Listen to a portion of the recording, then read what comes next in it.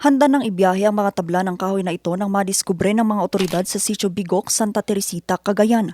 Na-recover ang mga ito sa pampang ng ilog pasado alas 5 ng hapon ng Biyernes, May 8. Sa pagsisiyasat ng PNP, 25 piraso ng white lawn lumber o mahogany at 2x3x12 ang bawat sukat ng mga ito.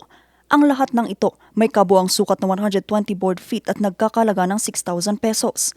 Apparently awaiting retrieval and transport. The confiscated pieces of evidence have an estimated market value of more or less 6,000 pesos. The confiscated items were brought to Santa Teresita Police Station for proper documentation and temporary custody. Ang mga ganitong kahoy raw madalas na ginagamit sa paggawa ng mga muebles. Bali, for pick up na po kasi yun, ma'am. Iiwan tapos may parang kukuha, ma'am, ng sakyan.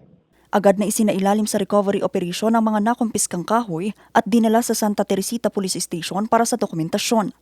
Sa ngayon, patuloy ang investigasyon para matukoy ang may-ari at responsable sa iligal na pagputol ng kahoy.